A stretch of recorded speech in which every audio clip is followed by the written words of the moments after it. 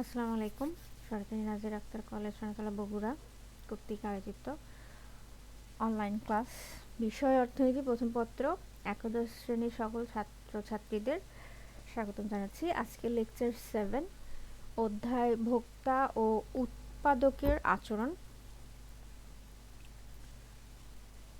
গত লেকচারে আমরা দেখেছিলাম চাহিদার সংজ্ঞা, চাহিদা কোন বিষয়গুলোর উপর নির্ভর করে, চাহিদার সূচি থেকে কিভাবে চাহিদার রেখা অঙ্কন করা যায়। আরও দেখেছিলাম যে যোগানের সংজ্ঞা দেখেছিলাম, আর যোগান কোন বিষয়গুলোর উপর নির্ভর করে সেই বিষয়গুলো আমরা একটা পয়েন্ট আকারে আগের লেকচারে দেখেছি। আজকে যেটা পড়ানো হবে সেটা হচ্ছে কাল্পনিক চাহিদা সূচি হতে চাহিদার রেখা অঙ্কন যে বিষয়টা, সেখানে এই জিনিসটা প্রথম যে টপিক সেটা আজকে পড়াবো সেটা হচ্ছে দেখো, drawing up A demand curve from an imaginary demand schedule, মানে একটা কাল্পনিক চাহিদা সূচি থেকে একটা চাহিদা রেখা কিভাবে অঙ্কন করা যায় সেটা এখানে দেখানো হয়েছে। এখানে বলা হচ্ছে যে অন্যান্য অবস্থা স্থির থেকে দাম ও চাহিদার মধ্যকার বিপরীত সম্পর্ককে চাহিদা তালিকার মাধ্যমে প্রকাশ করাকে চাহিদা সূচি বলে। যেটা আমরা গত লেকচারে বলেছিলাম যে দাম আর চাহিদার মধ্যে যে বিপরীত সম্পর্ক, দাম বাড়লে চাহিদা কমে আর দাম কমলে চাহিদা বাড়ে, এই যে বিপরীত সম্পর্কটা যখন একটা তালিকার মাধ্যমে প্রকাশ করা হয় সেটাকেই চাহিদার সূচি বলা হচ্ছে। আর এই উক্ত সূচির জ্যামিতিক প্রকাশকে বলা হচ্ছে যে চাহিদা রেখা। জ্যামিতিক প্রকাশই হচ্ছে চাহিদা রেখা। আর এই যে যখন বলা হবে যে একটা কাল্পনিক চাহিদা সূচি থেকে চাহিদা রেখা অঙ্কন করো, তাহলে তোমরা এখানে যে কোনো একটা কাল্পনিক সূচি নিতে পারো। এখানে যেমন লেখা আছে নিম্নে একটি কাল্পনিক চাহিদা সূচি হতে চাহিদা রেখা অঙ্কন করা হলো। এখানে কাল্পনিক সূচি যেটা দেওয়া হচ্ছে সেখানে দাম লেখা আছে, দাম যেটাকে আমরা প্রাইসের পি, বড় হাতে পি দ্বারা নির্দেশ করি টাকায় প্রথম যে কলামটাতে। দ্বিতীয় কলামে চাহিদার পরিমাণ, কোয়ান্টিটি ডিমান্ডেড যেটা আমরা বলি, চাহিদার পরিমাণ, সেটাকে কিউ দ্বারা বড় হাতের কিউ দ্বারা প্রকাশ করা হচ্ছে, এখানে লেখা একক। আর শেষের যে একটা কলাম সেখানে লেখা প্রাপ্ত বিন্দু। এখন দাম প্রথমে ধরা হয়েছে 5 টাকা, আর 5 টাকা যখন দাম তখন চাহিদা 30 একক, সেটার প্রাপ্ত বিন্দু এ। দাম যখন একটু বেড়ে 10 টাকা হয়েছে তখন চাহিদার পরিমাণ কমে গেছে, কমে যে 20 একক হয়েছে, সেটা প্রাপ্ত বিন্দু বি। আর দাম যখন আরও 5 টাকা বাড়লো, যখন 15 টাকা হলো তখন চাহিদার পরিমাণ আরও 10 একক কমে জাস্ট 10 একক হয়েছে, যেটা প্রাপ্ত বিন্দু সি। এখন উপরের সূচি অনুসারে বলা যায় দাম 5 টাকা হলে চাহিদার পরিমাণ 30 একক, দাম বৃদ্ধি পেয়ে 10 ও 15 টাকা হলে চাহিদা হ্রাস পেয়ে যথাক্রমে 20 ও 10 একক হবে। এই ক্ষেত্রে প্রাপ্ত বিন্দুসমূহ এ, বি এবং সি। এই যে আমরা চাহিদা সূচিটা দেখলাম, এই চাহিদা সূচিটাকেই এখন রেখার মানে জ্যামিতিক আকারে যেটা প্রকাশ করব সেটা চাহিদা রেখা। নিচে দেখো লেখা আছে চাহিদা রেখা অঙ্কন, ওপরের সূচির ভিত্তিতে নিম্নে চাহিদা রেখা অঙ্কন করা হলো, এখানে দেওয়া আছে। আমরা গত যে লেকচার গেছে সেখানে আমরা বলে দিছি যে ভূমি অক্ষে চাহিদার পরিমাণ কিউ আর লম্ব অক্ষে দাম প্রাইসটা নির্ধারণ করা হয়। এখন চিত্রে ভূমি অক্ষে চাহিদার পরিমাণ ও লম্ব অক্ষে দাম নির্দেশ করা হয়েছে। 5 টাকা দামে চাহিদার পরিমাণ 30 একক। দেখো দাম যখন 5 টাকা তখন চাহিদা 30 একক, যেটা এ বিন্দু দ্বারা প্রকাশ করা হয়েছে। চিত্রটা দেখো ভালো করে, এ বিন্দু। আবার 10 টাকা দামে চাহিদার পরিমাণ 20 একক, যেটা প্রাপ্ত বিন্দু বি, বি বিন্দু দ্বারা ছোট হাতের বি, এ বি সি লেখা আছে এই যে ডিডি রেখার উপর। এই বিন্দুগুলো আমরা পেয়েছি, সেটাই এই কথাতে নির্দেশ করা হচ্ছে। আবার 15 টাকা দামে চাহিদার পরিমাণ 10 একক, যেটা সি বিন্দু দ্বারা নির্দেশ করা হচ্ছে। এখন এই এ বি সি বিন্দু যদি আমরা যোগ করে দিই তাহলে কি ডি ডি বার রেখাটা পাওয়া যায়, যা কি বাম থেকে ডান দিকে নিম্নগামী। আর এই ডি ডি বার রেখাটাই তোমার চাহিদার রেখা। খুব সহজ একটা বিষয়, যেটা এই যে তোমার দাম, চাহিদার পরিমাণ, দাম আর চাহিদার পরিমাণ তোমরা নিজেরাই ধরে নিতে পারো। যেখানে 5 টাকা আছে সেখানে তুমি 60 টাকা ধরতে পারো, যেখানে 10 টাকা আছে সেখানে 12 টাকা ধরতে পারো, জাস্ট এটা কাল্পনিক বলা হচ্ছে যে তোমার নিজের ইচ্ছা মতো ধরে এই জিনিসটা হচ্ছে নিজেই করা যায়। আর আমি যে এখানে যে জিনিসটা দিয়েছি এটা হুবহু বই থেকে তুলে উদাহরণ হিসেবে তোমাকে দেখানো হচ্ছে আর কি। পরের যে টপিকসটা সেটা হচ্ছে আমরা গত লেকচারে বিকল্প ও পরিপূরক দ্রব্য দুটোর কথা বলেছি। এখন এই দুটো দ্রব্য মানে কি বা এদের চাহিদা রেখা কেমন হয় সে বিষয়গুলো নিয়ে এই যে আমরা এখন এই টপিকসটা পড়বো। দেখো লেখা আছে বিকল্প ও পরিপূরক দ্রব্য। বিকল্প দ্রব্য আর পরিপূরক দ্রব্য। বিকল্প দ্রব্যকে বলা হচ্ছে সাবস্টিটিউট গুডস, আর হচ্ছে পরিপূরক দ্রব্যকে বলা হচ্ছে কমপ্লিমেন্টারি গুডস। প্রথমে আমরা দেখব যে বিকল্প দ্রব্য সাবস্টিটিউট গুডস। এখানে দেখো যদি দুটো দ্রব্যের মধ্যে একটির পরিবর্তে অন্যটি ব্যবহার করা যায় তাহলে উহাদের একটিকে অপরটির বিকল্প দ্রব্য বা পরিবর্তক দ্রব্য বলা হয়। আমি আবার বলছি, যদি দুটি দ্রব্যের মধ্যে একটির পরিবর্তে অন্যটি ব্যবহার করা যায় তাহলে উহাদের একটিকে অপরটির বিকল্প দ্রব্য বা পরিবর্তক দ্রব্য বলে। যেমন দেখো চা, কফি, চিনি, গুড়, রেল, বাস ইত্যাদি। মানে হচ্ছে চা খেয়েও মানুষের ক্লান্তি দূর হয়, কফি খেয়েও মানুষের ক্লান্তি দূর হয়। চিনি বা গুড়, চিনি দিলেও কোনো খাবার মিষ্টি হয়, গুড় দিলেও হচ্ছে কোনো খাবার মিষ্টি হয়। মানে দুটোর হচ্ছে ব্যবহার একই, বৈশিষ্ট্যটা হচ্ছে একটার বদলে আরেকটা হচ্ছে মানুষ ব্যবহার করতে পারে। রেল, বাস, আমরা হচ্ছে রেলগাড়ি দ্বারাও হচ্ছে এক জায়গায় পৌঁছাতে পারি, বাস দ্বারাও হচ্ছে এক জায়গায় পৌঁছাতে পারি। দুটোই হচ্ছে বিকল্প, একটা অপরটার হচ্ছে বিকল্প। এখন বলা হচ্ছে যে এক্ষেত্রে একটি দ্রব্যের দাম এবং অপর দ্রব্যের চাহিদার সম্পর্ক সমমুখী। এই ক্ষেত্রে একটি দ্রব্যের দাম এবং অপর দ্রব্যের চাহিদার সম্পর্ক হচ্ছে সমমুখী। যেমন চিনির দাম বাড়লে গুড়ের চাহিদা বাড়বে। মানে একটা দাম আর আরেকটা চাহিদা হচ্ছে সমমুখী। চিনির দাম হচ্ছে যদি বেড়ে যায় তাহলে মানুষ কি করবে? চিনি খাওয়া কমে দিয়ে বা চিনি কিনবে না, তার বদলে হচ্ছে সে গুড় হচ্ছে বেশি খাবে, অর্থাৎ গুড়ের চাহিদাটা হচ্ছে বাড়বে। অর্থাৎ একটার দাম বাড়লে আরেকটার হচ্ছে চাহিদা বাড়ে। এই জন্য বলা হচ্ছে যে ফলে চাহিদা রেখা বাম থেকে ডান দিকে ঊর্ধ্বগামী হয়। এই যে নিচে একটা দেখো, প্রথম যে চিত্রটা, উপরে চিত্রটা, এটাতে দেখা হচ্ছে যে হচ্ছে চিত্রে ভূমি অক্ষে গুড়ের চাহিদা লেখা হচ্ছে। চিত্রে হচ্ছে ভূমি অক্ষে গুড়ের চাহিদা আর হচ্ছে লম্ব অক্ষে চিনির দাম হচ্ছে নেওয়া হয়েছে। চিনির দাম দেখো P1 যদি হয় চিনির দাম, তখন হচ্ছে গুড়ের চাহিদা Q1। এখন চিনির দাম যদি P2 হয় তাহলে হচ্ছে মানে দাম যদি বেড়ে যায় P2 হয় তাহলে গুড়ের চাহিদা কি বাড়বে, তখন হচ্ছে গুড়ের চাহিদা হবে Q2। ফলে প্রাপ্ত বিন্দুদ্বয় এ এবং হচ্ছে বি, দেখো ছোট হাতের এ বি হচ্ছে যোগ করে দিলে হচ্ছে ডি ডি যে লেখাটা পাওয়া যায় সেটা হচ্ছে ঊর্ধ্বগামী। আর একটা কথা সবসময় মনে রাখতে হবে যে বিকল্প দ্রব্যের ক্ষেত্রে হচ্ছে চাহিদা রেখা সবসময় ঊর্ধ্বগামী হবে। আমরা হচ্ছে আগের যে দেখলাম সেখানে হচ্ছে চাহিদা রেখা হচ্ছে নিম্নগামী। প্রশ্নে আসতে পারে যে হচ্ছে কোন দ্রব্যের ক্ষেত্রে হচ্ছে চাহিদা রেখা ঊর্ধ্বগামী হয়, তখন এটা বলতে হবে যে হচ্ছে সাবস্টিটিউট গুডস মানে বিকল্প দ্রব্যের ক্ষেত্রে হচ্ছে চাহিদা রেখা হচ্ছে ঊর্ধ্বগামী হয়। পরের যেটা সেটা হচ্ছে কমপ্লিমেন্টারি গুডস বা হচ্ছে পরিপূরক দ্রব্য।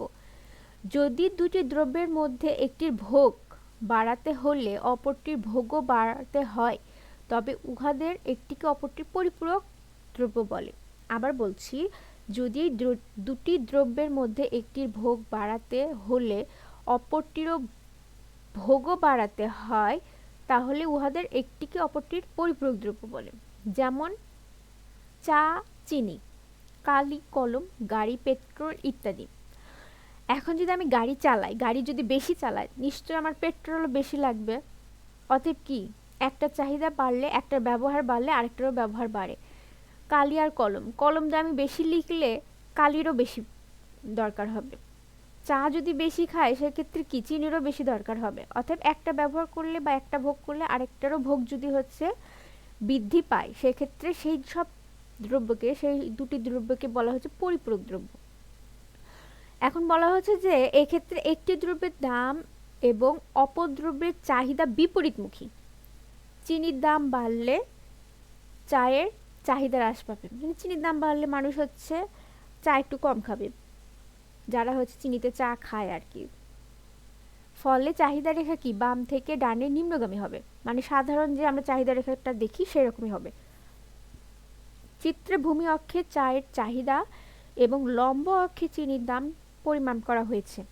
চিনির দাম P1 থেকে বেড়ে P2 হলো, তখন চায়ের চাহিদা হচ্ছে Q1 থেকে হ্রাস পেয়ে Q2 হয়েছে। ফলে হচ্ছে এ বি যে হচ্ছে বিন্দু, এই বিন্দু দুটো যোগ করলে হচ্ছে ওই যে আমরা আবার ডিডি রেখা পাচ্ছি, যেটা হচ্ছে নিম্নমুখী। নিচের যে চিত্র কথা বলছি সেটা খেয়াল করলেই হচ্ছে বোঝা যাবে।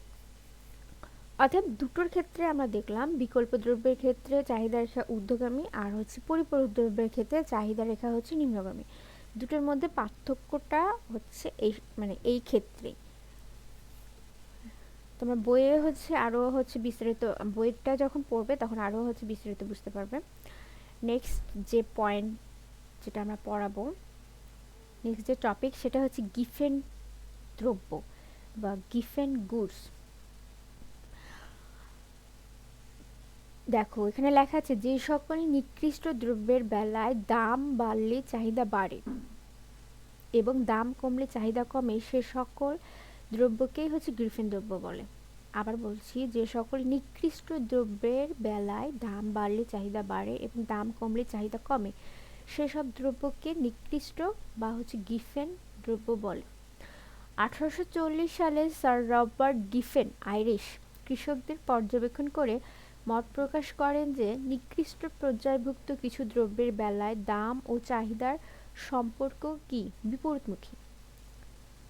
তার নামানুসারে এই সকল দ্রব্যকে গিফেন দ্রব্য বলা হয়। এখন উদাহরণ দিয়ে বলা হচ্ছে যে মোটা চালের দাম বৃদ্ধি পেলে উহার চাহিদা হ্রাস না পেয়ে বরং বৃদ্ধি পায়, কারণ চালের মূল্য বৃদ্ধিতে অনেকের পক্ষে আর চিকন চাল ভোগ করা সম্ভব নয়, ফলে মোটা চালের চাহিদা বেড়ে যায় এবং মোটা চালের দাম বাড়লে এর চাহিদাও হচ্ছে বাড়ে। দাম ও চাহিদার এরূপ সমমুখী সম্পর্কের কারণে গিফেন দ্রব্যের চাহিদা রেখা ঊর্ধ্বমুখী বা ঊর্ধ্বগামী, যেটা হচ্ছে এই চিত্রের মাধ্যমে দেখানো হচ্ছে। আমরা হচ্ছে আগে দেখলাম যে বিকল্প দ্রব্যের ক্ষেত্রে চাহিদা রেখা কি ঊর্ধ্বগামী হয়, বাম থেকে ডান দিকে হচ্ছে ঊর্ধ্বগামী হয়। আরেকটা ক্ষেত্রে যদি হয় সেটা বলা যায় হচ্ছে গিফেন দ্রব্যের ক্ষেত্রেও হচ্ছে চাহিদা রেখা বাম থেকে ডান দিকে ঊর্ধ্বগামী হয়। আমি উদাহরণটা আবার বলছি যে হচ্ছে মোটা চালের দাম বৃদ্ধি পেলে উহার চাহিদা হ্রাস না পেয়ে বরং বৃদ্ধি পায়, কারণ চালের মূল্য বৃদ্ধিতে অনেকের পক্ষে আর চিকন চাল ভোগ করা সম্ভব নয়, ফলে মোটা চালের চাহিদা বেড়ে যায়। অর্থাৎ মোটা চালের দাম বাড়লেও এর চাহিদা বাড়ে। দাম ও চাহিদার এরকম সমমুখী সম্পর্ক কে হচ্ছে এই যে ঊর্ধ্বগামী যে রেখার মাধ্যমে দেখানো হচ্ছে সেটা। এখন রেখার যে বর্ণনা সেটা দেখো, চিত্রে ভূমি অক্ষে চাহিদার পরিমাণ দেওয়া আছে কিউ, আর লম্ব অক্ষে হচ্ছে দাম পরিমাণ করা হয়েছে, যেটা পি দ্বারা নির্দেশ করা হয়েছে। দাম যখন P1 থেকে বেড়ে হচ্ছে P2 হয়েছে, তখন চাহিদা হচ্ছে Q1 থেকে বেড়ে Q2 হয়েছে, ফলে প্রাপ্ত বিন্দুদ্বয় এ ও বি। এখন এ ও বি বিন্দু যোগ করে প্রাপ্ত চাহিদা রেখা ডিডি, এই যে গিফেন দ্রব্যের চাহিদা রেখাটা হচ্ছে ঊর্ধ্বমুখী। আমরা তাহলে দেখলাম যে দুইটা দ্রব্যের ক্ষেত্রে চাহিদা রেখা ঊর্ধ্বগামী হয়, সেটা হচ্ছে গিফেন দ্রব্য আর একটা হচ্ছে বিকল্প দ্রব্য।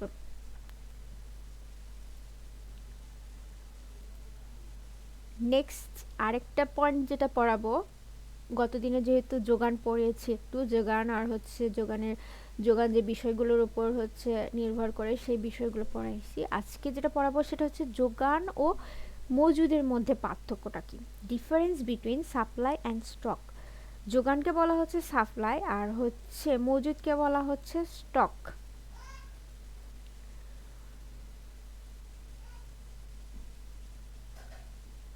এখানে লেখা আছে, আমরা জানি নির্দিষ্ট সময়ে নির্দিষ্ট দামে উৎপাদনকারী বিক্রেতাগণ যে পরিমাণ পণ্য বিক্রয় করতে প্রস্তুত থাকে তাকে যোগান বলে। আবার বিক্রয়যোগ্য মোট উৎপাদিত পণ্যকে মজুদ বলে। যোগানের সংজ্ঞায় হচ্ছে দেখেছিলাম যে নির্দিষ্ট সময়ে নির্দিষ্ট দামে উৎপাদনকারী বিক্রেতাগণ যে পরিমাণ পণ্য বিক্রি করতে প্রস্তুত থাকে তাকে যোগান বলা হচ্ছে। আবার বিক্রয়যোগ্য মোট উৎপাদিত পণ্যকে মজুদ বলে। উভয়ের মধ্যে পার্থক্য যেটা হচ্ছে সে পার্থক্যগুলো হচ্ছে পয়েন্ট আকারে এখানে বলে দিচ্ছি আমি। যোগানের ক্ষেত্রে বিক্রেতাগণ পণ্য নির্দিষ্ট দামে বিক্রি করতে প্রস্তুত থাকে, পক্ষান্তরে মজুদের ক্ষেত্রে পণ্য বিক্রয়যোগ্য থাকে। 2 নাম্বার যে পয়েন্ট সেটা হচ্ছে যোগানের সাথে দামের ঘনিষ্ঠ সম্পর্ক আছে, কারণ নির্দিষ্ট দামে বিক্রেতা পণ্য বিক্রি করতে রাজি থাকে, পক্ষান্তরে মজুদের সাথে দামের সম্পর্ক নেই।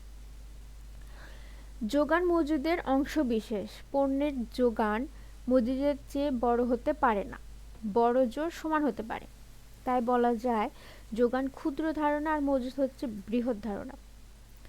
এখন উদাহরণ দিয়ে বোঝা হচ্ছে যে উদাহরণের সাহায্যে যোগান ও মজুদের মধ্যে পার্থক্য বোঝা যায়। যে ধরি একজন বিক্রেতা 100 মণ চাউল আছে, আজকের বাজারের দামে বিক্রেতা 60 মণ চাউল বিক্রি করতে রাজি আছে। এক্ষেত্রে 100 মণ চাউল হচ্ছে মজুদ, আর যে 60 মণ চাল সে বিক্রি করতে রাজি আছে সেই 60 মণ চালই হচ্ছে যোগান। আর কাল্পনিক চিত্রের হচ্ছে মাধ্যমে পার্থক্য নির্ণয় করা যায়। যে একটা দেখো বৃত্ত দেয়া আছে, এ বি সি ডি বৃত্ত, চিত্রে হচ্ছে এ বি সি ডি হচ্ছে পুরো বৃত্তটাই হচ্ছে মজুদ, আর কালো অংশটা যেটা হচ্ছে এ সি ডি দ্বারা হচ্ছে নির্ণয় করা হচ্ছে, মানে যে অংশটা বিক্রয় করতে সে রাজি আছে সেই অংশটা হচ্ছে যোগান। বিভিন্ন পণ্যের যোগান বাড়লে মুদ্রাস্ফীতি হ্রাস পায়, পক্ষান্তরে মজুদ বাড়লে মুদ্রাস্ফীতি বৃদ্ধি পায়। যোগান বাড়লে জনকল্যাণ বাড়ে, অপরদিকে মজুদ বাড়লে জনগণের ক্ষতি হয়। দাম বাড়লে যোগান বাড়ে, দাম কমলে যোগান কমে। অপরদিকে দাম কমলে মজুদ বাড়ে, দাম বাড়লে মজুদ কমে।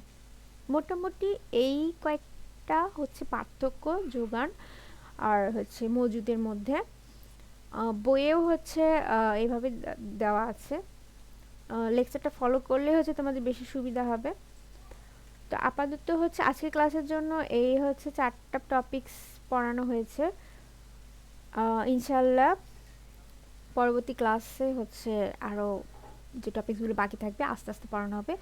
প্রথমেই বলে দিই যে হচ্ছে এই চ্যাপ্টারটা হচ্ছে অনেক বড়, আর এই চ্যাপ্টারটার মধ্যে হচ্ছে বোঝার অনেক কিছুই আছে, ম্যাথমেটিক্যাল টার্মসগুলো আছে, চিত্র আছে। তো এই চ্যাপ্টারটা একটু ভালোভাবে বুঝলে বাকি যে অধ্যায়গুলো সেই অধ্যায়গুলো মানে পড়তে বেশি সুবিধা হয় আর কি। তো আজকের জন্য এতটুকুই। তোমরা সবাই ভালো থাকবে, সুস্থ থাকবে। আল্লাহ হাফেজ।